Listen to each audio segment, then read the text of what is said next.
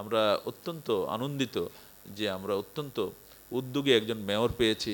এটা আমি বলবো যে আজকে আমার প্রেজেন্টেশনের লাস্ট মানে সেটা হলো compliment to our new mayor for his great initiative for changing this city. Probably আমরা সবাই তার সাথে একত্র থাকব এই অঙ্গীকার ব্যক্ত করে এবং আপনাদের সবাইকে ধন্যবাদ জানিয়ে আমাকে এখানে আমন্ত্রণ জানানোর জন্য আয়োজকদেরকে ধন্যবাদ জানিয়ে আমি আমার বক্তব্য শেষ করছি। Thank you. ধন্যবাদ স্যার আপনার মূল্যবান গবেষণার ফলাফল উপস্থাপনের জন্য। সম্মানিত সুধী, আমরা জানি দেহ এবং মন যেমন পরস্পরের সাথে সম্পর্কিত, আর সেই মানবদেহের উপর পরিবেশের ক্ষতিকর প্রভাব যে কতটা মারাত্মক হতে পারে তা কি আমরা ভেবে দেখেছি? আর এই না দেখা বিষয়টি আপনাদের সামনে তুলে ধরবেন আমাদের সবার পরিচিত এবং প্রিয় ব্যক্তিত্ব, ন্যাশনাল হার্ট ফাউন্ডেশনের প্রতিষ্ঠাতা এবং জাতীয় অধ্যাপক ব্রিগেডিয়ার অবসরপ্রাপ্ত আব্দুল মালিক। জাতীয় অধ্যাপক ব্রিগেডিয়ার অবসরপ্রাপ্ত আব্দুল মালিক এবং উপস্থিত সুধীবৃন্দ, আসসালামু আলাইকুম। আজকের এই ইম্পর্ট্যান্ট এই মহতী অনুষ্ঠানে আমাকে আমন্ত্রণ জানাবার জন্য আমি কৃতজ্ঞ। আজকে বিশেষ করে আমি বাংলাদেশ ইউনিভার্সিটিকে ধন্যবাদ জানাই যে তারা এটা মহতী উদ্যোগ নিয়েছে। কারণ আমরা বিভিন্ন ক্ষেত্রে বিদেশিদের এপিডেমিওলজির উপর আমরা নির্ভর করি, কিন্তু বাংলাদেশ ইউনিভার্সিটি একটা উদ্যোগ নিয়ে আমাদের ঢাকাবাসীদের কি অবস্থা এয়ার পলিউশনের প্রভাবে সেটা নিজেরাই বিশ্লেষণ করেছেন এবং প্রফেসর রুহুল আমিন দেখিয়ে দিয়েছেন যে আমাদের 25% মতো লোক এয়ার পলিউশনের জন্য এফেক্টেড হচ্ছে। তো আজকে এই যে বাংলাদেশ ইউনিভার্সিটি এবং ঢাকা নর্থ সিটি কর্পোরেশন এই যে উদ্যোগে আজকের যে মহতী অনুষ্ঠান আয়োজন করেছে, আমাকে আমন্ত্রণ জানাবার জন্য ধন্যবাদ জানাচ্ছি। এবং আমি বিশ্বাস করি আমরা যদি চেষ্টা করি ইনশাল্লাহ পারবো। কোরআন শরীফের একটা আয়াত আছে, আল্লাহ কোনো জাতির পরিবর্তন করেন না যতক্ষণ সেই জাতি নিজের কাজ না করে। অর্থাৎ আপনি যদি কাজ করবেন সেরকম ফল পাবেন। আমরা কাজ করব, ইনশাল্লাহ আমরা এই যে আমাদের বায়ু দূষণটাকে সহনশীল অবস্থায় নিয়ে আসতে পারবো।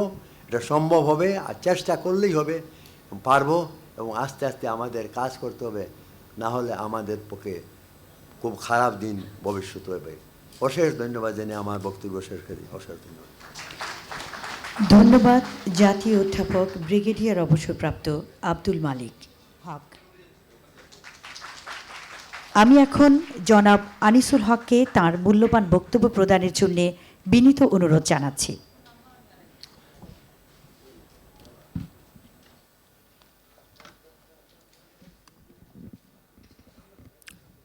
আসসালামু আলাইকুম। বাংলাদেশ ইউনিভার্সিটির সম্মানিত চেয়ারম্যান জামিল আজহার, যার ইউনিভার্সিটির উদ্যোগে আজকে এই এত বড় একটি সেমিনার আমরা করছি, সেই ইউনিভার্সিটির যারা ছাত্রছাত্রী, টিচার্স, যারা অনেক কষ্ট করে গত 2 মাসের রিসার্চের রেজাল্ট হিসেবে আজকে এখানে এনেছেন, তার সঙ্গে শ্রদ্ধেয় মালিক স্যার আজকে এখানে আছেন, রুহুল আমিন সাহেব এখানে আছেন, যারা আমাদেরকে তাদের সমৃদ্ধ করলেন, এবং এই আরবান ল্যাবের যারা প্রতিষ্ঠাতা, আরবান ল্যাবের সঙ্গে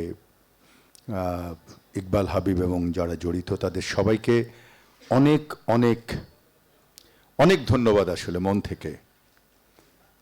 হঠাৎ করে যেন চক্ষু খুলে গেল, অন্তত আমার। এখানে আমার ধারণা আমরা 300 মানুষ আছি, বা 300 মেল ফিমেল আছি।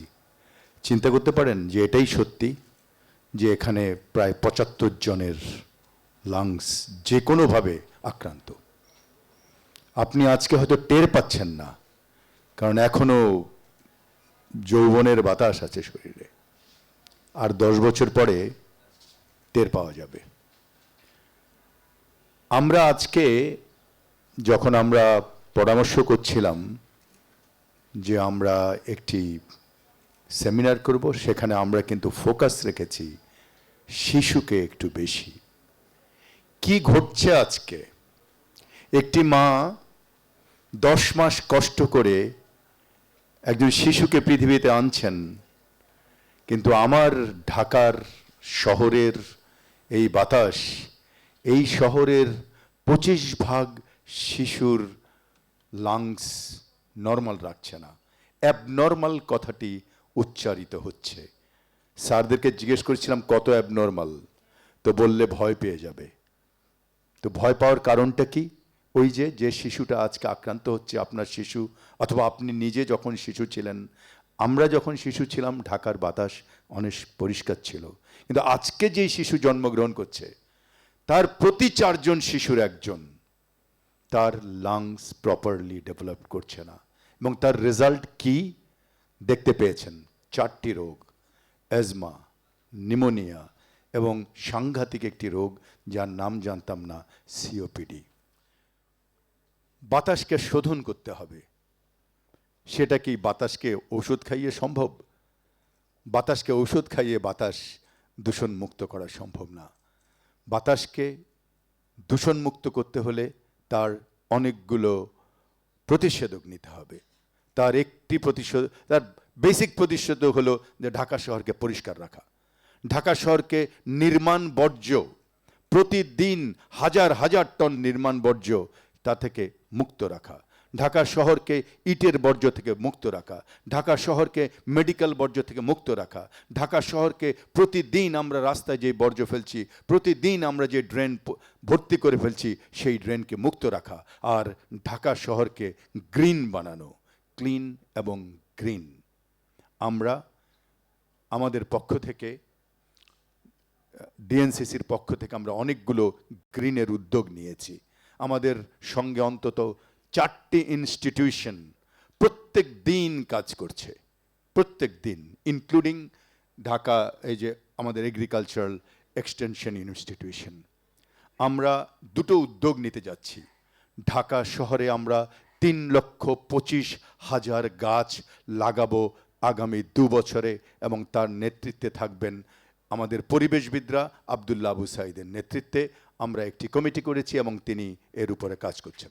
আজকেও আমরা যে রিসার্চ বাংলাদেশ ইউনিভার্সিটির কাছ থেকে, আরবান ল্যাবের কাছ থেকে পেলাম, এটি আমাদের জন্য একটি অমূল্য সম্পদ হয়ে থাকবে। আপনাদের কাছে কথা দিতে পারি যে ঢাকা শহরকে মেয়র, তার কাউন্সিলররা, তার সমস্ত হাই জুনিয়র এক্সিকিউটিভস সবাই মিলে সমস্ত জনসাধারণের প্রচেষ্টায় হাতে হাত মিলিয়ে ইনশাল্লাহ আগামী 2 বছরের মধ্যে ঢাকাকে বদলে দেবে। এবং আমরা নিশ্চিত যে ঢাকা আজকে থেকে 3-4 বছর পরে আপনারা বলবেন ঢাকা অনেক সবুজ হয়ে গেছে, আজকে থেকে 1 বছরের মধ্যে আপনারা বলবেন ঢাকা অনেক ক্লিন হয়ে গেছে। আমরা 72টি STS তৈরি করেছি, আর 3 মাসের মধ্যে আপনারা ইনশাল্লাহ দেখবেন যে ঢাকার রাস্তায় বড় বড় যেরকম ময়লা পড়ে আছে সেই ময়লা আর পড়ে নেই। স্যার, আপনারা এসছেন, আপনারা এই বাংলাদেশ ইউনিভার্সিটির এবং আরবান ল্যাব যেভাবে আমাদের এই সোশ্যাল কাজে আমাদেরকে সাহায্য করছে, আমাদেরকে তারা বিনে পয়সায় এইসব রিসার্চ করে দিচ্ছে, নিজেরা খরচ করে এবং নিজেরা উদ্যোগ নিয়ে, নিজেদের সময় নষ্ট করে। এবং আরবান ল্যাবের যিনি জামিল আজহার সাহেব, যিনি মাইক্রোসফটের আর্টিফিশিয়াল ইন্টেলিজেন্সের চিফ ছিলেন, তিনি এখন বাংলাদেশে 3 বছরের জন্য এসছেন। তিনি আমাদের একটা বড় control board, GIS system control board গঠন করে দেওয়ার জন্য তিনি উদ্যোগ নিয়েছেন। আমরা আশা করি যে 3 বছরের মধ্যে আমরা এমন একটি কন্ট্রোলিং সিস্টেমে আমরা আসব, যে কন্ট্রোলিং সিস্টেমে আমরা ঢাকার সমস্ত কিছু আমরা নখদর্পণে নিয়ে আসতে পারবো। আমাদের মধ্যে একটা রিয়েলাইজেশন হলো যে আরও কত কষ্ট করে আমাদের এই দায়িত্বটা পালন করতে হবে, ঢাকার বাতাসকে দূষণমুক্ত করতেই হবে। এই হোক আমাদের প্রতিজ্ঞা। আপনাদের অনেক অনেক ধন্যবাদ। আসসালামু আলাইকুম। ধন্যবাদ মাননীয় মেয়র জনাব আনিসুল হক। সম্মানিত সুধী, এ পর্যায়ে আমি মাননীয় মেয়র মহোদয়কে আহ্বান জানাচ্ছি পরিবেশ বিষয়ক ওয়েবসাইট dhakanext.com-এর উদ্বোধনের জন্য। এই ওয়েবসাইটের মাধ্যমে পরিবেশের যাবতীয় তথ্য আপনারা পেতে পারবেন। উপস্থিত শ্রুতিমণ্ডলী, আমাদের ইন্টারনেট সমস্যার কারণে, এখানে কোনো কারণে ইন্টারনেট সমস্যা হচ্ছে, সেহেতু আমরা ওয়েবসাইটটা যেতে পারছি না। ওয়েবসাইটটার নাম হলো dhakanext.com। এটা আমাদের মাননীয় মেয়র সাহেবকে রিকোয়েস্ট করব ওপেন ঘোষণা করতে, অন্তত তার অফিস থেকে। সো আপনারা এটা পরিবেশ বিষয়ক ওয়েবসাইট হবে। আপনারা আজকে যা যা রিসার্চ দেখলেন তার আউটপুটগুলো, আগে যে ট্রাফিক স্টাডি করা হয়েছিল সেই রিসার্চগুলো, আরবান ল্যাবের রিসার্চগুলো আপনারা এই ওয়েবসাইট থেকে পাবেন, dhakanext.com। এখন আমি মেয়র সাহেবকে রিকোয়েস্ট করব একটা কুইক ফটো সেশন করার জন্য। আমরা প্রথমে বাংলাদেশ ইউনিভার্সিটির বোর্ড অফ ট্রাস্টিজ মেম্বাররা এবং টিচাররা আসেন, আমরা আমাদের অনার গেস্টের সাথে করি। জি, বেলুন ফুটানোর মাধ্যমে আমাদের ওয়েবসাইট উদ্বোধন। সুধীমণ্ডলী, আরেকটা বাকি।